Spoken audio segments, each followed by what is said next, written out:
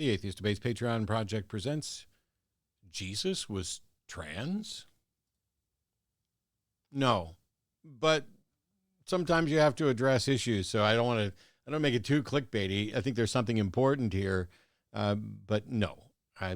So what happened was I got a Facebook message from someone saying, hey, here's a short 2-minute, video that someone's put up arguing what they call the transgender Jesus dilemma.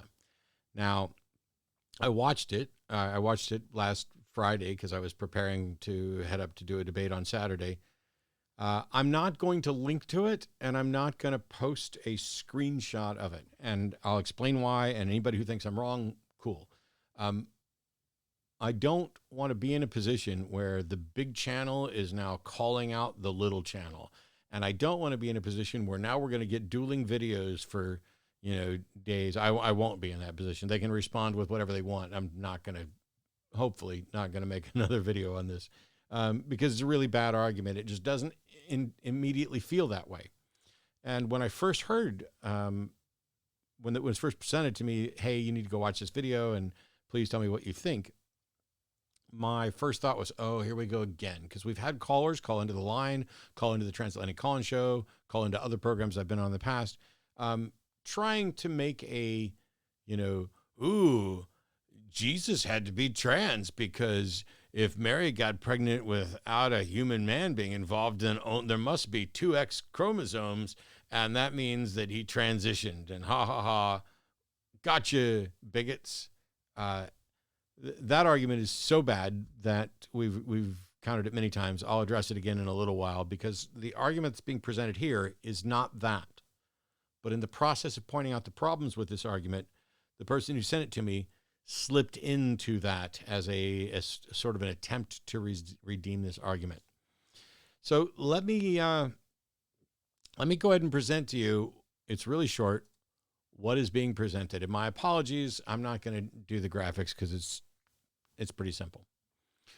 It's a 2-horned dilemma that addresses basically how to tell what conditions would be justified in asserting that someone is or isn't trans, or how to understand, for lack of any good word at all, transgender ideology.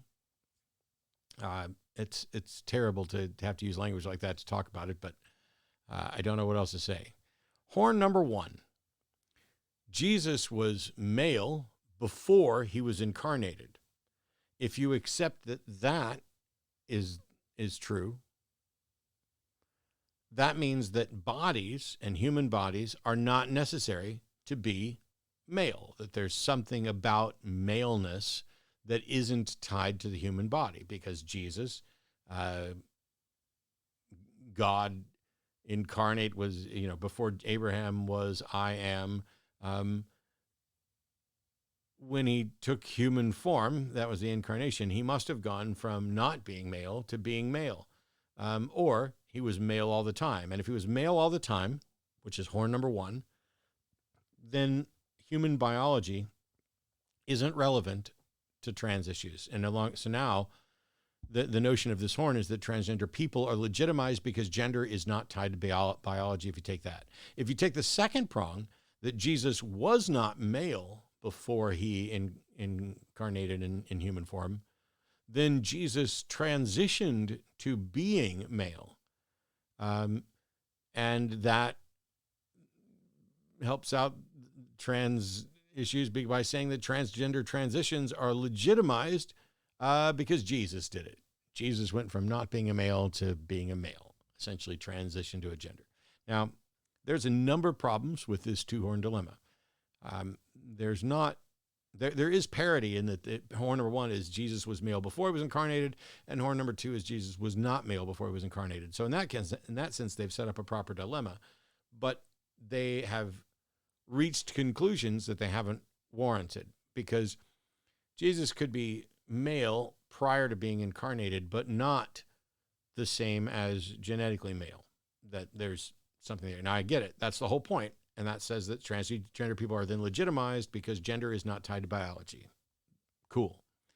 But the other one, where it says Jesus was not male before he was incarnated, but was male after he was incarnated, that is not about transitioning. And so let me explain the response that I sent back to the person who presented this in order to make this clear. And then I got a reply back, and then I added some more. So human beings intrinsically have gender. God does not. Now, I get it. You could say, yes, God does. He's a he. For those people who think that God has a gender, you've already lost because you've fallen into horn one, and now gender isn't tied to biology. But for most of us who grew up with the notion that God is neither male nor female, which makes God non-binary, there's your argument. Not this other stuff, but the notion that God was non-binary, Jesus was non-binary, except that it doesn't work for the reasons that I'm getting ready to talk about. So humans have two genders, or intrinsically have gender, and God does not. Humans exclusively have two genders. I'm speaking about this from the standpoint of if I had on my I don't know anything about actual science and the complexity of gender hat. I forgot that line was at the beginning of my response. I'm going to be talking as if I'm a Christian who has this two gender notion. Jesus, being God, wasn't human and didn't have a native gender. Jesus, when he became human, was male. There was no transition from an assigned human gender to another human gender. There was a transition from non-human to human. And that transition to human requires a gender, just like it required other physical traits that Jesus didn't possess, like hands and brain and stomach and DNA. So for horn one, male requires a human body. Again, as a reminder, I'm speaking as if I were still a Christian theist with this simplistic notion of gender. So for horn number one, male requires a human body, which Jesus adopted, and prior to that, he wasn't male. For horn two, he didn't transition from one human gender to another. He transitioned from non-human to human, neither of which maps to a human being transitioning from an assigned at birth human gender to another human gender. Irrespective of what you think about trans ideology or anything else, this is just a take on this argument. So the reply that I got back was, if the Christian in turn, that I was pretending to be, doesn't accept gender in the identity sense and they only accept male or female biologically, then they're committed to Jesus being female. Since God has no biology, he would be genderless. So Jesus was only born to a female. Jesus would only have chromosomes XX, meaning Jesus Christ is a female. I told you we would be getting back to this absolutely terrible argument. And so they continue. So if they want to say that Jesus was a male, then they're committed to Jesus transitioning because he had XX chromosomes and was a man. But in what way did Jesus transition if they're committed to biological gender only? The argument that because Mary was impregnated by a non-human being through some magical process, that the only options were for her to give birth to a child with XX chromosomes is really stupid. I get why it's appealing. I get why some people have jumped on it, but it's really, really stupid. You got to remember, from the standpoint of the Christian whose hat I was putting on for the first part of this, and now I'm going to continue having it on, the God who is believed to have created life and every living thing, including living things that reproduce asexually and species that aren't merely sexually dimorphic, somehow cannot make a woman pregnant with a boy, or that going from non-human to human makes someone trans. It's a horribly flawed argument. It could also be insulting to trans people, suggesting that they are or were non-human. The Bible doesn't claim that Mary reproduced parthenogenically.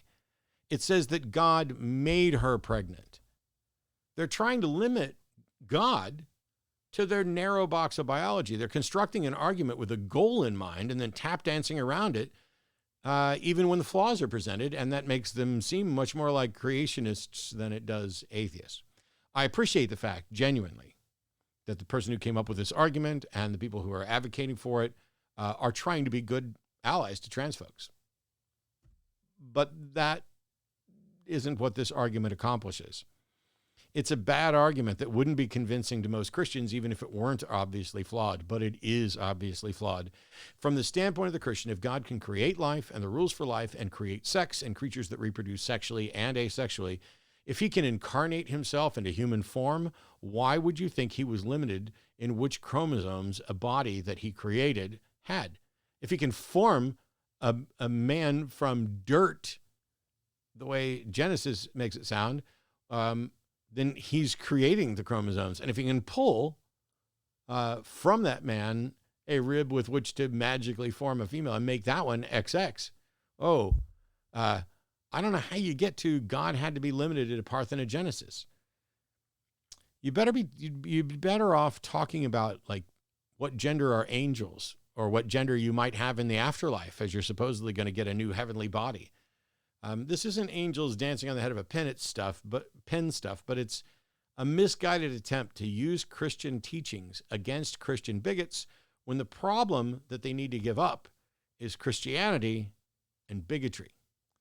There are better ways to support the trans community, and while I genuinely appreciate the fact that someone thought of an idea and said, hey, wouldn't this show a problem with Christian thinking? No, because the Christian thinking already has enough problems that protect and safeguard it against anything that is reasonable and tied to reality when you suggest that the God who can create anything and everything that is possible is somehow limited by the very biology he created. The two-horn dilemma is flawed. It may have some value in talking to people about gender, in talking to people about what their criteria is for gender and how we should best view it. There's something here in the notion of taking human form, but it's not a good analog to gender transition, and it probably just needs to go away. See you next time. Bye-bye.